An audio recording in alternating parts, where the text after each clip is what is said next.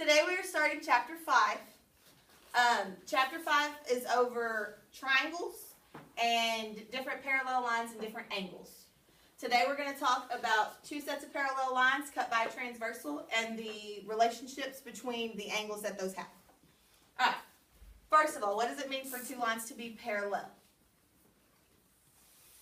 To run alongside something. To run alongside something and they're never going to cross. The biggest thing about parallel lines is that parallel lines do not cross.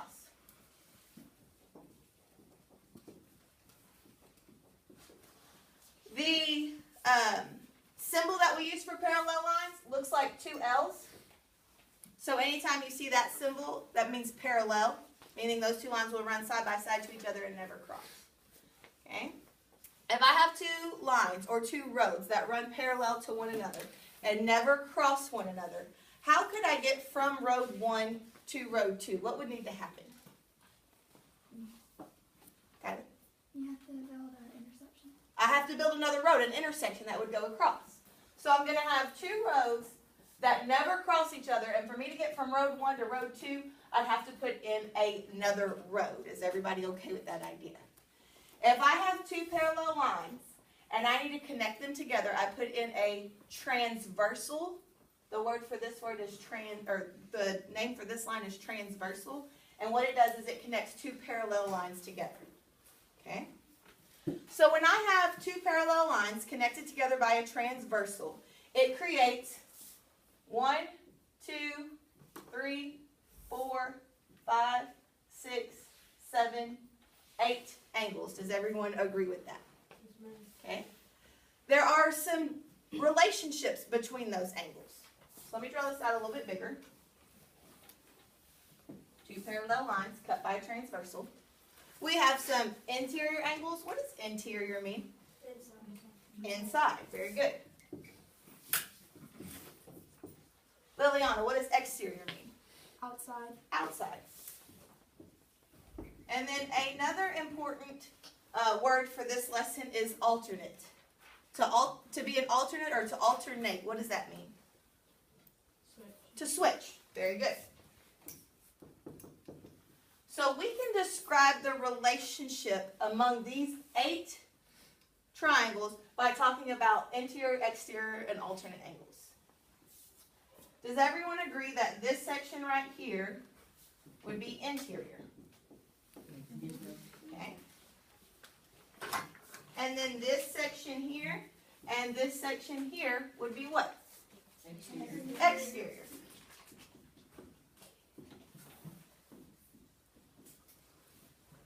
So I have 4 interior angles and I have 4 exterior angles. Is everyone okay with that? Okay. And then for angles to be alternate, it means that they switch. So when I have my transversal line written in here, alternate angles have just switched the side. They're on opposite sides of each other. So for instance, number 1 and number 6 are alternate because they're on opposite sides of the transversal. Is everybody okay with that idea? Okay. So I can relate all of these angles together.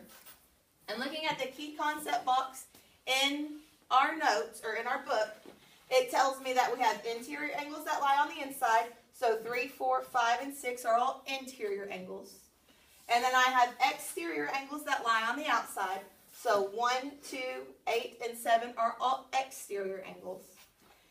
And then we have alternate interior angles. Alternate means they're on opposite sides. Interior means they're on the inside. So on my interior angles, I have 4, 3, 5, and 6. 4 and 6 are alternate interior angles because I'm wanting to relate line 1 to line 2. And so angle 4 is on line 1 and angle 6 is on line 2. So their relationship together are alternate interior angles. Is everybody okay with that term? Which also means that 3 and 5 are alternate interior angles. One's on line 1, one's on line 2. They're on opposite sides of the transversal, but they're still both interior. One thing that we know about alternate interior angles is that they are congruent. So whatever angle 4's measure is, angle 6 is going to have the same measure. And whatever angle 3's measure is, Angle 5 will have the same measure.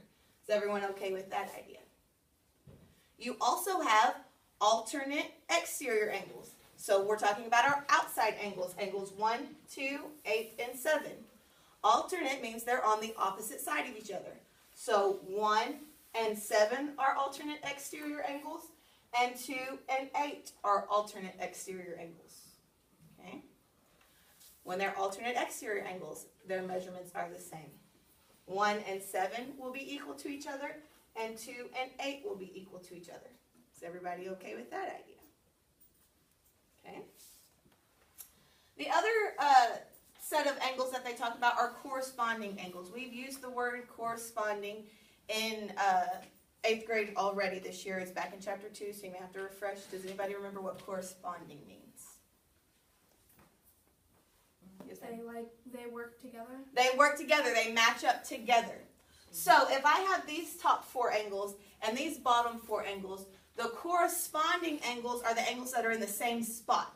So if you see how angle 1 right here is in the top left corner, angle 5 is in the top left corner of those. So 1 and 5 are corresponding angles because they're in the same spot. 2 and 6 are corresponding angles because they're in the same spot. 4 and 8, and then 3 and 7. So does everybody understand how to tell corresponding angles? And guess what corresponding angles are? They're the same as each other. They're congruent as well. Okay? So that is today's lesson in a nutshell. We're going to work through some stuff with it. But we're going to talk about angle measures, and we're going to talk about the relations between those two angles. Looking over here, you have a little sticky note on the edge of your notes. It says, read M angle 1, this right here. When you see something that looks like this, that is an abbreviation or a short-term way to write the measure of angle 1. So when I have a measurement for it, like a 90-degree angle or a 40-degree angle, I would say the measure of angle 1 is, and then give it a number. Is everybody okay with this terminology right here, or this abbreviation? Okay. Now, I'm going to show you a little trick that helps you keep up with which ones are congruent to each other. When you have to explain your answer or justify your reasoning, what I'm about to tell you is not a mathematically approved way to justify your answer. It's one way for you to self-check yourself to make sure that you're right, but I do not want you to tell me that these two are congruent because of the zigzag, because that's not a math thing. It's just something that I show you to kind of help you understand. Angle 1, let me do this in a different color. Angle 1, angle 4, angle 5, and angle 8, in this example right here, all have the same measurement.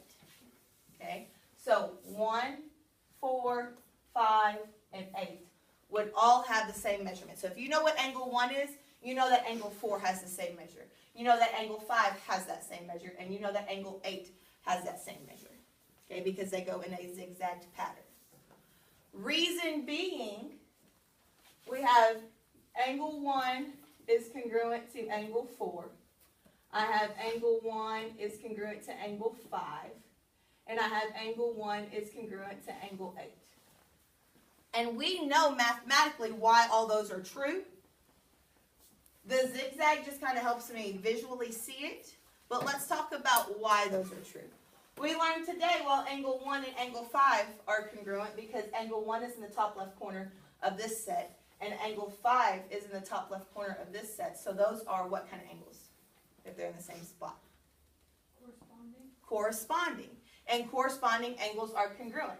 So when I say angle 1 and angle 5 are congruent, I would say that corresponding angles are congruent. And you can shorthand that, corresponding, C-O-R-R, angle sign for angles, and then the congruent sign for congruent. So if they wanted you to tell me which two were congruent and justify your reasoning, your answer would look something like that. Is everybody okay with that?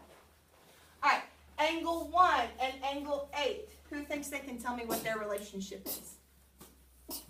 Bless you. Is number one an interior angle or an exterior angle? Both They're both exterior. One is exterior and 8 is exterior. exterior. And they're on opposite sides. So go ahead, Noel. What are they? They're congruent. They're congruent because they are On opposite sides. on opposite sides and on the outside. So what's the math term for that? Exterior. Opposite and exterior. So what would we say for opposite first? Alternate. Very good. These are alternate exterior angles. And so what I'm going to say is alternate exterior angles are congruent. Easy enough? All right, now why is angle 1 congruent to angle 4? This is not one that we learned today, but it's one that we've talked about earlier in the year. Anybody remember? Yes, sir. It's like straight across from it. They're straight across from each other, so they start with a V. What are the angles that are straight across from another one? Carly? Vertical. Vertical angles, very good. And I have vertical angles are congruent. So that's the relationship between angle 1 and all of those angles. So 1 and 4 are vertical angles, so they're congruent.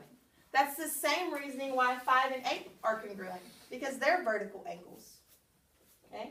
We talked about why 1 was congruent to 5. We talked about why 1 was congruent to 8. Why is 4 congruent to 5? They're both interior. They're both interior, They're alternate. and they're on opposite sides, so they are alternate interior angles, and I know that alternate interior angles are congruent.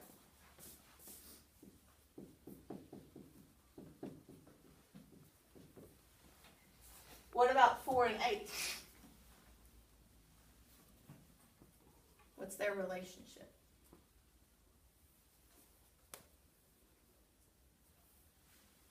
Four is right here on the bottom right. 8 is right here on the bottom right. The corresponding angles. Very good. They are corresponding angles. They are in the same spot. So angle 4 would be congruent to angle 8 because corresponding angles are congruent. Okay? So depending on what the question asks you for, it may say find the measure of this, or it may say prove this. You can do it based off of where they are in relation to another angle. Is everybody okay with that? Now the zigzag works in the same way on the opposite side.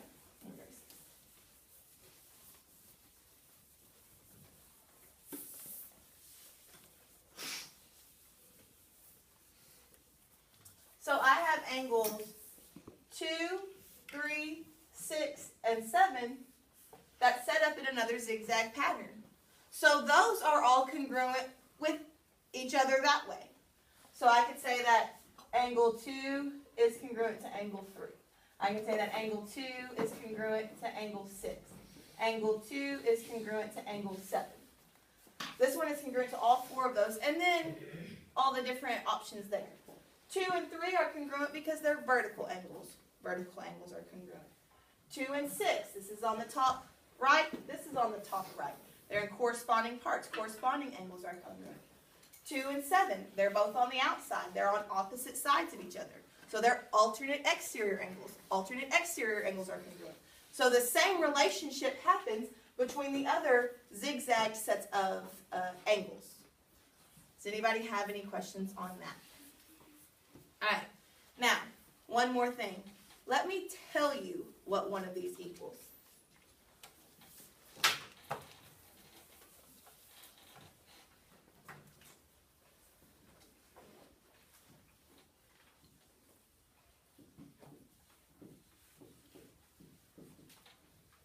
Now, important real quick. Just because I number them this way doesn't mean that they'll always be numbered that way. See, I go 1, 2, 3, 4. This problem goes 1, 2, 3, 4. Sometimes they'll number them this way. It doesn't necessarily mean that angle 1 and angle 4 are always going to be congruent. It's how they're set up. So make sure that you pay attention to the way that the problem itself is labeled. Okay? Let's say I told you that the measure of angle 1 is 100. Okay? So I want to find the measure of everything else in the problem. So if the measure of angle 1 is 100, I want to know the measure for every other angle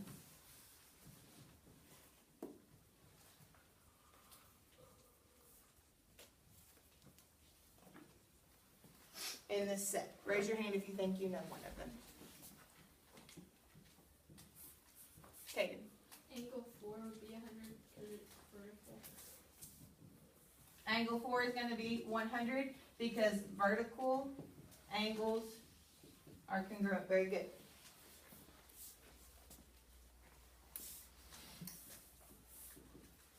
Anybody else know any of them?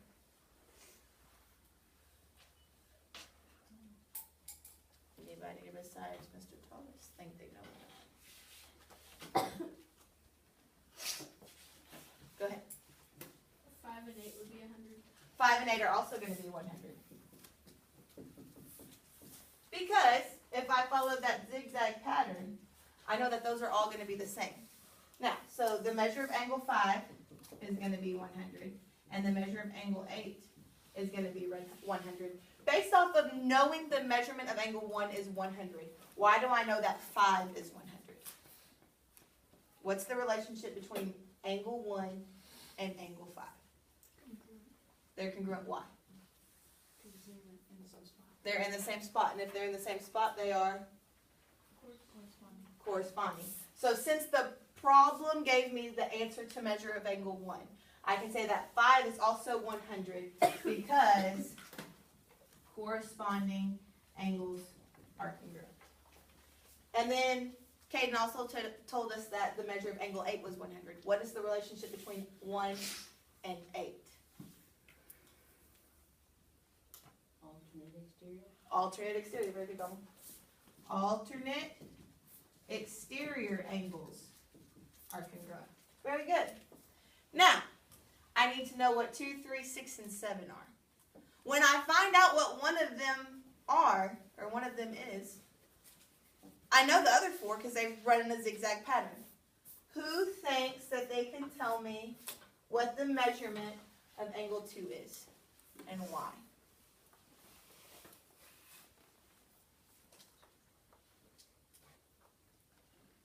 What do you think?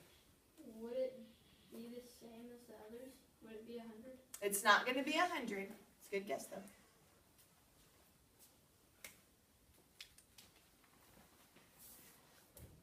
What do I have right there? What did I just draw? A straight line. What is the measure of a straight line? 180. 180. So if this side is 100, this side is 80. Very good. Those are called a linear pair. Linear means they create a straight line. Pair means they go together. So a linear pair means 2 angles that if they go together, they make a straight line. So 2 is 80 because 180 minus 100 is equal to 80, and they are a linear pair. Together, they create a straight line. So if 2 is 80, 3 is 80. Corresponding. And it's, what's it between 2 and 3? Corresponding, right? Corresponding means they're in the same spot. These are right across from each other. Vertical. Vertical angles, very good. So 2 and 3,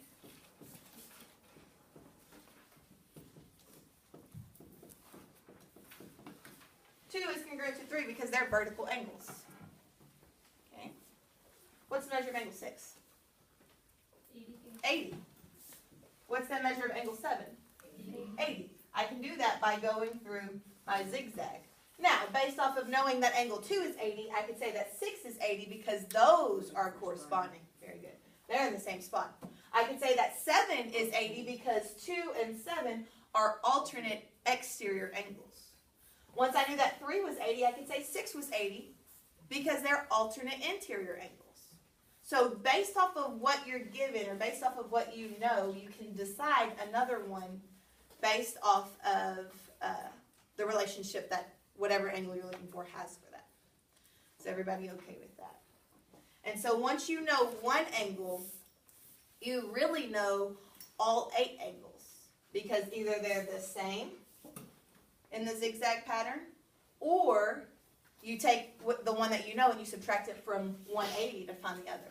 So if this side was 40, what would this side be? 140. 140, because you want it to equal 180 altogether. Is everybody okay with some of those ideas? All right, let's look at some examples. Some special notation is used to indicate perpendicular and parallel lines. What does it mean for two lines to be perpendicular? The same. Carly. They cross each other. They cross each other, and more specifically, they cross each other and form what? A right angle. A right angle. Very good. Now, if this is a right angle, it means that one's a right angle. So if you have two parallel lines cut by a transversal and it makes a perpendicular angle, all 8 of them will be perpendicular. All 8 of them will be 90 degrees. Okay? So everybody is familiar with that little box, meaning that it's a perpendicular line? If you draw an upside down T, that is the symbol for perpendicular. So like the two lines right next to each other where the signs are parallel, if you have an upside down T that looks like this, then that means those are perpendicular, creating a 90-degree angle. And then we already talked about the symbol for parallel, but what I also want you to know is if you have two lines drawn from each other, you can't necessarily assume that they're parallel, because if it was just slightly 1 degree difference, way down the road it's going to connect. So they usually represent parallel lines with an extra set of arrows. If you see an arrow inside of a line, all that means is that that line is parallel to that line. So, with that being said,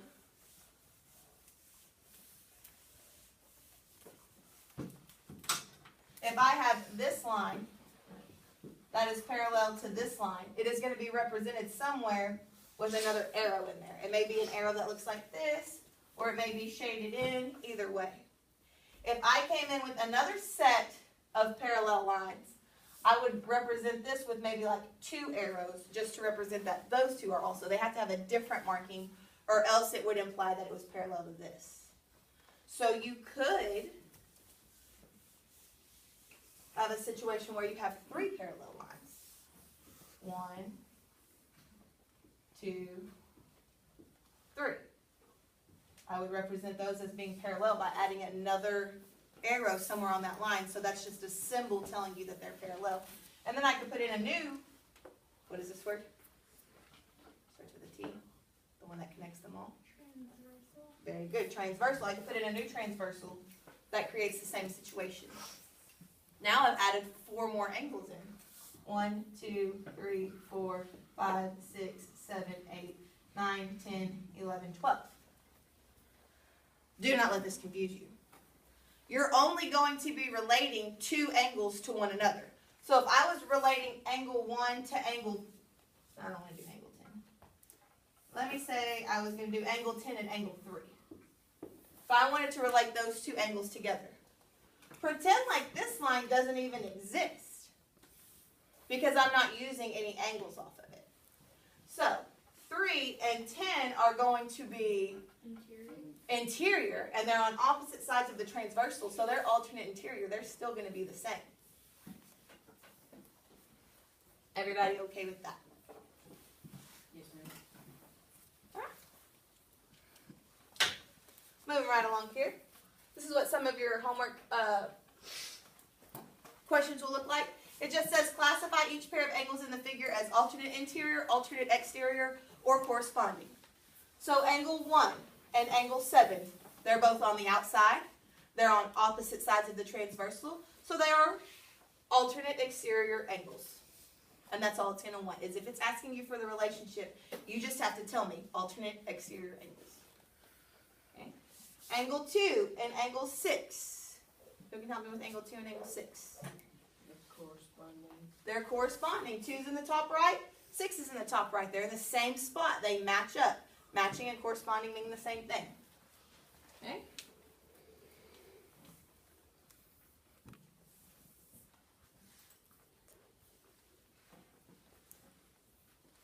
Go ahead and try letter A on your own on the got it problem. I'm going to give you about 15 seconds.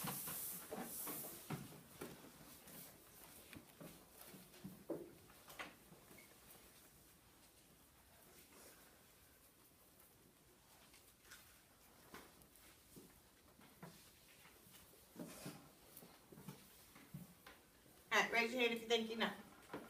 Donald? With alternate interior. Very good. We're talking about 4 and 6.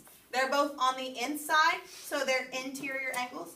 They're on opposite sides of that transversal, so that makes them alternate interior angles. And if I was going to write that down for my answer, all you have to put is ALT for alternate, INT for interior angles. I'm perfectly fine with y'all abbreviating those.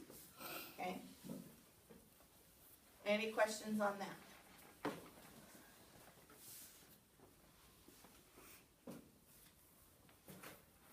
You can use informal arguments to establish facts about the angles created when two parallel lines are cut by a transversal. If you know the measure of one of the angles, you can determine the measure of all of the angles. Suppose you know that the measure of angle 1 is 50.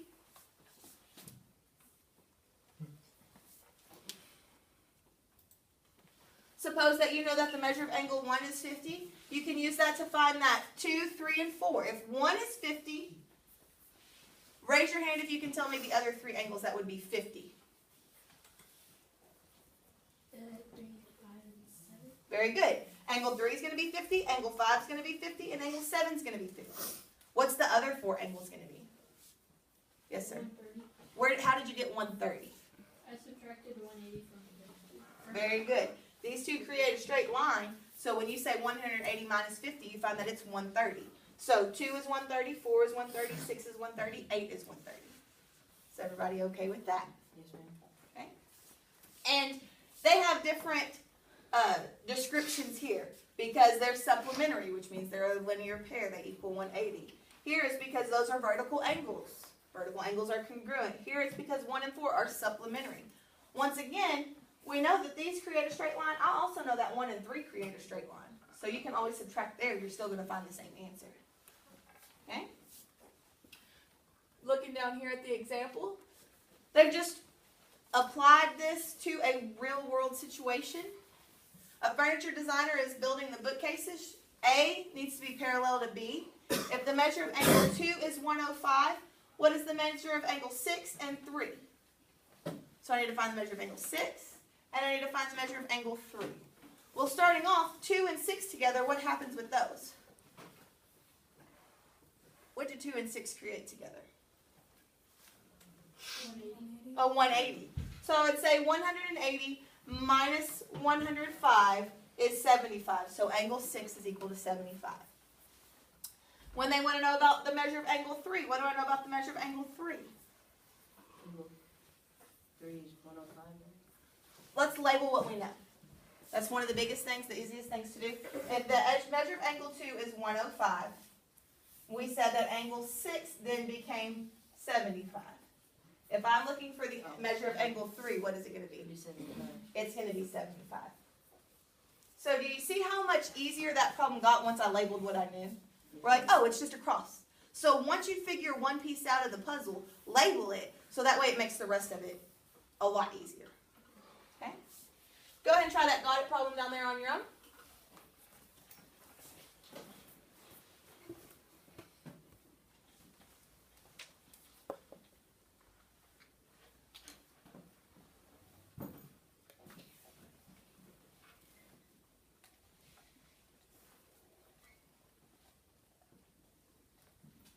The guided problem wants you to refer back to this problem, and it just wants you to find out the measure of angle 4. Raise your hand if you think you know the measure of angle 4. Ms. Rager. Wouldn't it be 105? Very good. It's going to be 105. If I went through my zigzag, I noticed that it matches up there. That's why I can double check to know that it's 105. But if I have to justify my answer, I cannot justify it by saying the zigzag. If I know that 2 is 105, let me clear this up. If I know that the measure of angle 2 is 105, and I'm looking for the measure of angle 4, go ahead, Mary. What is the relationship between 2 and 4? I don't know what to do. You're just back. Just keep it. Okay. Let me know how it goes. Alright. What is the relationship between 2 and 4?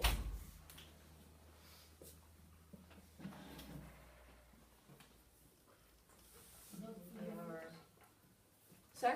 Both even numbers. They're both even numbers, yes, but I just want to know, based off of this situation right here or this situation right here. They're both in the bottom left. They're both in the bottom left. Very good. So what does that make them, Emery? They're corresponding. Very good. They're corresponding. So if 2 is 105, then 4 is 105 because corresponding angles are congruent. All right. Mr. Sterling, you can go ahead and cut us off.